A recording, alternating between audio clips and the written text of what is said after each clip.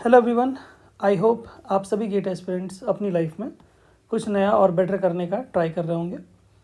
आज के इस सेशन में हम लोग बात करने वाले हैं गेट 2024 के जितने भी क्वेश्चंस हमारे पास में प्रोबेबिलिटी के टॉपिक से पूछे गए थे, आज हम लोग उनको वन बाय वन डिस्कस करेंगे।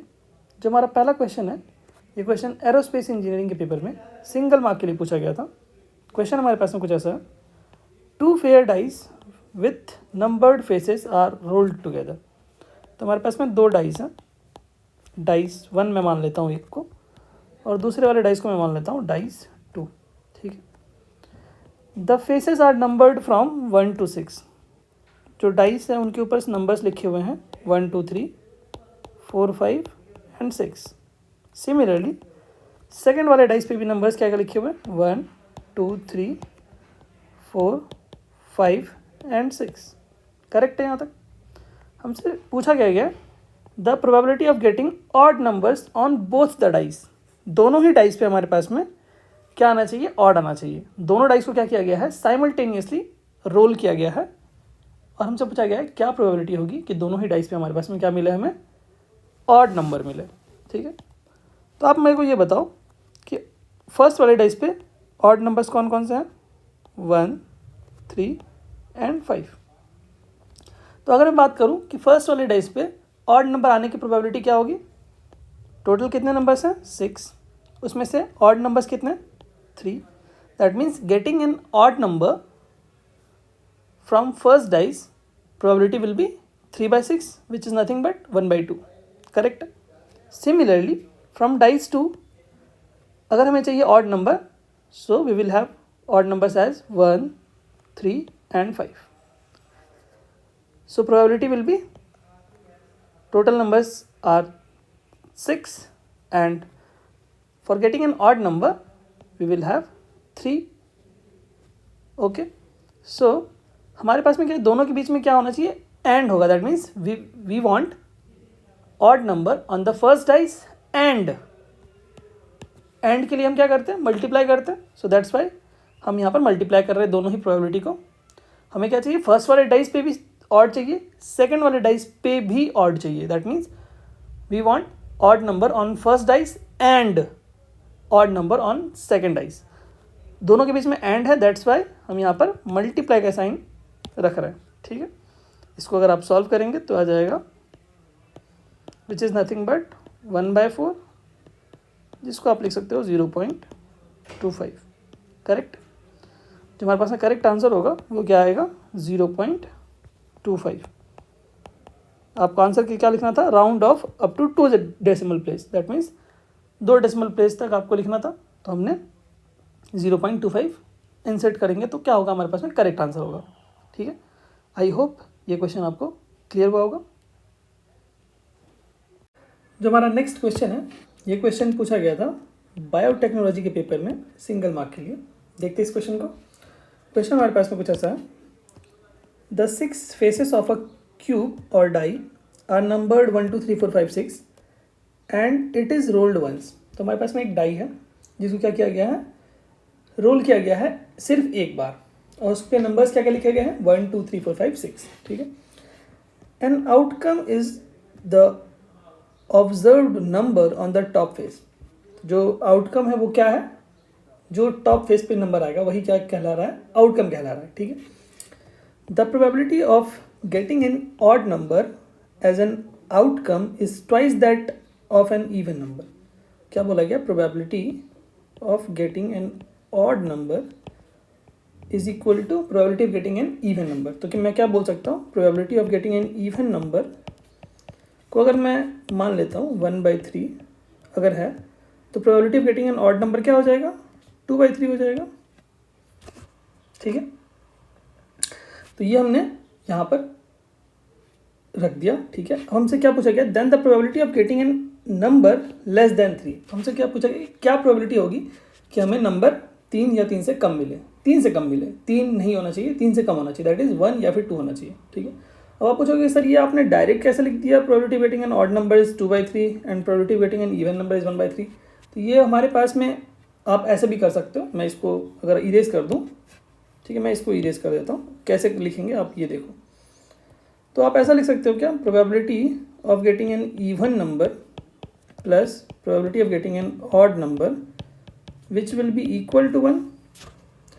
ये जो डाई है वो हमारे पास नॉर्मल वाला डाई नहीं है जिसमें कि हमारे पास में हर एक आउटकम इक्वल लाइकली होता है, वो वाला ये डाई नहीं है, ठीक है।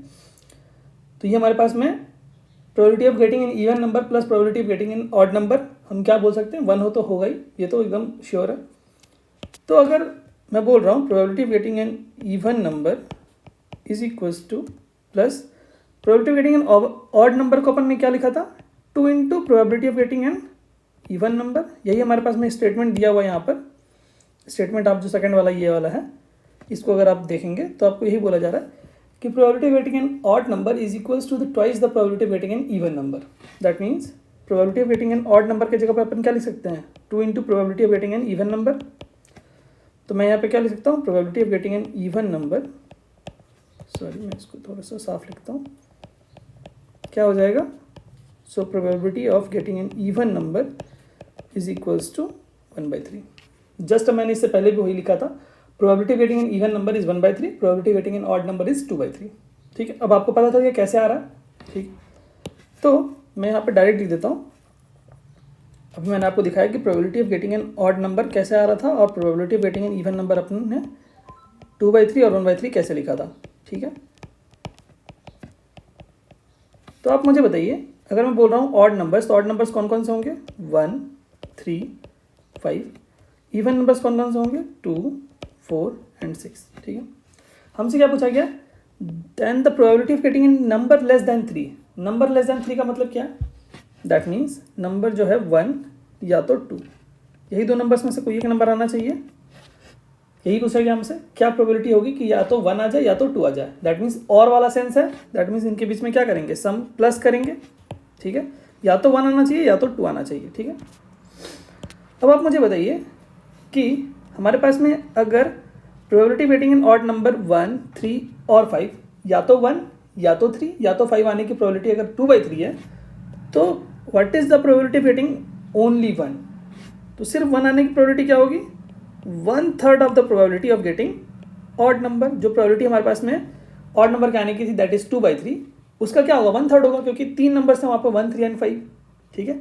सिमिलरली अगर मैं बोलूँ probability of getting N even number that is 2 will be equal to 1/3 into 1/3, that is हमारे पास में ये समेशन हो जाएगा। क्या आ जाएगा हमारे पास में, तो हमने क्या किया, हमने यहाँ पर probability getting an odd number that is 1 and probability getting an even number that is 2, हमने ये निकाला।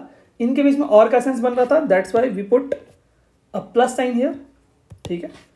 तो यहाँ से अगर आप करेंगे तो आपको क्या मिल जाएगा, यहाँ पर आ जाएगा 2/9 and 1/9 that is 3/9 which is nothing but 1/3। So option C that is 1/3 is the correct answer here. So ये क्वेश्चन थोड़ा सा ट्रिकी था, क्योंकि यहाँ पर हमारे पास में ये वाला जो सीन था ये आपको थोड़ा सा जज करना था पहले से, या फिर आपको थोड़ा सा आना चाहिए था कि यहाँ पर कैसे अपन प्रोसीड कर रहे हैं। सो थोड़ा सा ये क्वेश्चन ट्रिकी था, बट ऑल्दो ये क्वेश्चन सिंगल मार्क के लिए पूछा गया था, बट क्वेश्चन बहुत अच्छा था, ठीक है। आई होप ये क्वेश्चन आपको क्लियर हुआ होगा। अगर आपको कोई भी डाउट होता है तो आप क्या कर सकते हैं, हमें कमेंट बॉक्स में कमेंट करके बता सकते हैं, ठीक है। चलिए बात करते हैं हमारे नेक्स्ट क्वेश्चन की तरफ। चलिए जो हमारा नेक्स्ट क्वेश्चन है, ये क्वेश्चन पूछा गया था हमारे पास में केमिकल इंजीनियरिंग के पेपर में सिंगल मार्क के लिए, ठीक है। देखते हैं इस क्वेश्चन को। क्वेश्चन हमारे पास में क्या है, consider the normal probability distribution function. एक हमारे पास में इक्वेशन गिवन है एफ का, ठीक है। हमसे पूछा गया if mu and sigma are the mean and standard deviation of the F X respectively then the ordered pair mu and sigma is equals to what, ठीक। तो अगर आपको फॉर्मूला याद होगा नॉर्मल डिस्ट्रीब्यूशन का, तो आप आसानी से इस क्वेश्चन को कर सकते थे, अदरवाइज ये क्वेश्चन थोड़ा सा ट्रिकी था। तो फॉर्मूला क्या होता है हमारे पास में प्रोबेबिलिटी डिस्ट्रीब्यूशन फंक्शन का, नॉर्मल प्रोबेबिलिटी डिस्ट्रीब्यूशन फंक्शन का, एफ एक्स इक्वल टू होता है हमारे पास में 1/σ इंटू √2π, ठीक है। और यहाँ पर होता है exponential of -x minus mu का होल स्क्वायर डिवाइडेड बाय 2σ², यही होता है, ठीक है। तो अब आप मुझको कंपेयर करके बता दो ये वाला चीज़ कि हमारे पास में सिग्मा और म्यू की वैल्यू क्या होगी। अगर आप इन दोनों को कंपेयर कर लो, ये वाले पार्ट को और ये वाले पार्ट को, तो आपको सिग्मा और म्यू की वैल्यू यहाँ से मिल जाएगी। ठीक है, कैसे करेंगे देखो, यहाँ पर हमारे पास में मैं सबसे पहले म्यू की वैल्यू को अगर देखूँ तो यहाँ पर हमारे पास में देखो, यहाँ पर भी माइनस साइन है और यहाँ पर भी माइनस साइन है। ठीक है, और यहाँ पर है x+3 का होल स्क्वायर, यहाँ पर है x माइनस म्यू का होल स्क्वायर। दैट मीन्स हमारे पास में क्या हमें मिलेगा, दैट इज x+3 और यहाँ पर हमारे पास में x माइनस म्यू। ठीक है, मैं इन दोनों कंपेयर कर रहा हूँ क्योंकि स्क्वायर तो दोनों जगह बराबर है। दैट मीन्स हमारे पास में जो म्यू की वैल्यू है वो क्या हो जाएगी, हमारे पास में -3 हो जाएगी। x यहाँ से कैंसिल कर दो, म्यू की वैल्यू -3 हो जाएगी। ठीक है, ये होगा हमारे पास में, तो म्यू की वैल्यू -3 है। दैट मीन्स ऑप्शन ए तो करेक्ट नहीं है, ऑप्शन सी भी करेक्ट नहीं है। दैट मीन्स ऑप्शन बी और ऑप्शन डी में से कोई एक करेक्ट है। तो आपको सिग्मा की वैल्यू चाहिए, तो सिग्मा की वैल्यू निकालना है आपको। तो या तो आप ये वाला पार्ट को कंसिडर कर लो तो भी आप कर सकते हो, अदरवाइज आप वहाँ से भी कर सकते हो, ये वाले पार्ट को भी आप कंपेयर कर सकते हो। तो आपकी मर्ज़ी है आप क्या करना चाहते हो। मैं आपको क्या बताऊँगा, यहाँ पर हमारे पास में जो गिवन है, यहाँ पर गिवन था, क्वेश्चन में गिवन था 4/√2π। ठीक है, और इक्वल टू हमारे पास में जो यहाँ पर गिवन है, हम उसको कंपेयर करते हैं, इन दोनों को कंपेयर कर रहे हैं। ठीक है, इन दोनों को कंपेयर कर रहे हैं, तो क्या आ जाएगा, ये आएगा। तो हमारे पास में ये वाला पार्ट कैंसिल हो जाएगा और हमारे पास में सिग्मा इक्वल टू आ जाएगा 1/4। ठीक, that means option B is the correct answer. ठीक है, तो जस्ट आपको फार्मूला याद करना था। अगर आपके पास याद आता फार्मूला और आपको ये कंपेयर करना आता तो आप कर सकते थे इस क्वेश्चन में। सिंगल मार्क के लिए पूछा गया था, बहुत आसान क्वेश्चन था, सिर्फ फार्मूला बेस्ड था क्वेश्चन। ठीक है, और इसमें कोई रॉकेट साइंस इसमें इन्वॉल्व नहीं थी। ठीक है, आई होप ये क्वेश्चन आपको क्लियर हुआ होगा। ठीक है, सो हम लोग मिलते हैं नेक्स्ट सेशन में कुछ और नए क्वेश्चंस के साथ में जो बाकी डिपार्टमेंट्स में हमारे पास में पूछे गए थे प्रोबेबिलिटी के टॉपिक से। ठीक है, thank you so much everyone, thank you.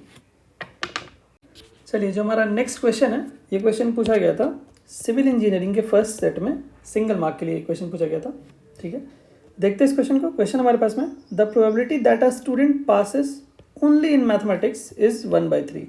ठीक है, the probability that the student passes only in English is 4/9। तो हमारे पास में क्या है, मैं वेन डायग्राम बनाता हूँ। वेन डायग्राम हमारे पास में कुछ ऐसा होगा। ठीक है, तो हमारे पास में अगर मैं बोलूँ कि मैथमेटिक्स में पास होने की प्रोबेबिलिटी 1/3 है। ठीक है, और हमारे पास में इंग्लिश में पास होने की प्रोबेबिलिटी क्या है, 4/9 है। और हमारे पास में क्या गिवन है, the probability that the student passes in both these subjects is 1/6। That means ये वाली प्रोबेबिलिटी गिवन है हमारे पास में 1/6। ठीक है, दैट मीन्स मैं इसको ऐसे भी लिख सकता हूँ, मैं ऊपर लिख देता हूँ।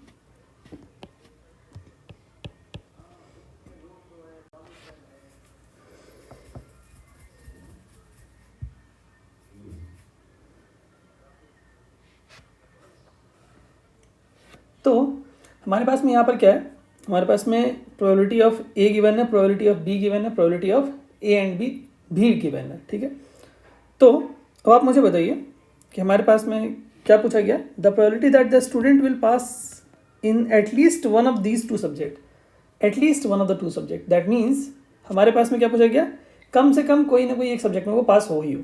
दैट मीन्स हमसे ये वाला पार्ट पूछा गया, ए और बी वाला पार्ट, ये वाला।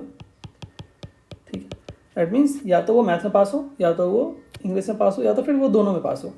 दैट मीन्स हमारे से प्रोबेबिलिटी क्या हो जाएगी, probability required will be equal to 1/3 plus 1/6 plus 4/9। क्या आ जाएगा हमारे पास में, इसको आप एलसीएम लेके सॉल्व कर दीजिए। तो कितना होगा हमारे पास में, 6 3 9 9 8 17। दैट मीन्स ऑप्शन ए जो हमारे पास में है वो क्या है, करेक्ट आंसर है। ठीक है, यहाँ पर हमारे पास में क्या था, प्रोबेबिलिटी ऑफ मैथमेटिक्स में पास होने की ये हमारे पास में बोला गया था, और हमारे पास में probability of passing in English ये हमारे पास में गिवन था, और हमारे पास में क्या गिवन था, probability of student that will pass in both the two subject is 1/6। और हमसे पूछा गया था कि क्या प्रोबेबिलिटी होगी कि वो कम से कम एटलीस्ट एक सब्जेक्ट में तो पास होगा ही होगा। ठीक है। तो हमने क्या किया, प्रोबेबिलिटी को, रिक्वायर्ड प्रोबेबिलिटी को कुछ इस तरह से निकाल दिया। ठीक है, आई होप ये क्वेश्चन आपको क्लियर हुआ होगा।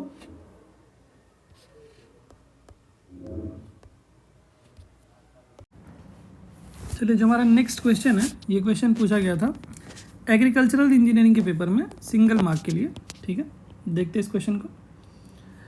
The chances for passing an endurance test for 3 threshers P, Q and R 1/6, 1/4 and 1/2। तो सपोज करिए हमारे पास में कोई एक टेस्ट है और उसको 3 लोग दे रहे हैं, P, Q एंड R। उस टेस्ट को अगर P पास करता है तो उसकी प्रोबेबिलिटी है 1/6, ये पास होने की प्रोबेबिलिटी है। तो फेल होने की प्रोबेबिलिटी क्या होगी भैया बताइए, 5/6। P के फेल होने की प्रोबेबिलिटी 5/6। सिमिलरली अगर Q पास करता है उसकी प्रोबेबिलिटी है 1/4। ठीक है, तो हमारे पास में Q के फेल होने की प्रोबेबिलिटी क्या आएगी, 3/4। सिमिलरली R के पास होने की प्रोबेबिलिटी क्या होगी, 1/2, और R के फेल होने की प्रोबेबिलिटी क्या होगी, 1/2। ठीक है, हमसे क्या पूछा गया है, the probability of passing the endurance test by at least 1 thresher क्या होगी। कम से कम कोई एक जो बंदा है PQR है, वो एक से कम एक बंदा उस टेस्ट को पास कर जाए, इसकी क्या प्रोबेबिलिटी है। ठीक है, यही पूछा गया हमसे। तो आपको ये पता होगा, total minus none is equal to क्या होता है, एटलीस्ट 1। यही केस लगा दीजिए। अब आप टोटल प्रोबेबिलिटी क्या है भैया बताइए मुझे, टोटल प्रोबेबिलिटी है 1 माइनस नन, दैट मीन्स ना तो P, ना तो Q, ना तो R। दैट मीन्स तीनों ही पास ना हो। तो तीनों अगर पास नहीं होंगे तो क्या होगी प्रोबेबिलिटी, 5/6 इंटू 3/4 इंटू 1/2। सॉल्व कर दीजिए, क्या आएगा, इसको सॉल्व करेंगे, आएगा हमारे पास में आ जाएगा 5 तिया 15, और आ जाएगा यहाँ से हमारे पास में 6 चौके 24, 24 दूनी 48। यही आएगा क्या, ठीक। तो यहाँ से हमारे पास में आ रहा है 5 तिया 15 और 6 चौके 24, 24 दूनी 48। ठीक है, 15। सो 1 - 15/48। तो 48 में से अगर आप 15 घटा देंगे तो कितना बचेगा, 48 में से 10 घटाएंगे तो बचेगा 38, 38 में से 5 घटाएंगे तो बचेगा 33। यही बचेगा। इसको अगर आप फ्रैक्शन में करोगे तो कितना आएगा, चेक करो। इसको फ्रैक्शन में जैसे ही अपन करेंगे 33/48, 33 डिवाइडेड बाई 48, या तो आप 3 से डिवाइड भी कर सकते थे, बट फिर भी। तो हमारे पास में कितना आ जाएगा, 0.68। हमारे पास में अप टू 2 डेसिमल प्लेस तक बोला गया था, तो हम 2 डेसिमल प्लेस तक ही लिखेंगे आंसर। दैट मीन्स 0.68 हमारे पास में क्या हो जाएगा, करेक्ट आंसर हो जाएगा। तो 0.68 इज़ द करेक्ट आंसर। ठीक है, सो आई होप ये क्वेश्चन आपको क्लियर हुआ होगा। इसमें बहुत ज़्यादा कोई रॉकेट साइंस नहीं थी, बट हाँ आपको क्वेश्चन को एकदम ध्यान से पढ़ना था। ठीक है, सो चलिए, आई होप ये क्वेश्चन आपको क्लियर हुआ होगा।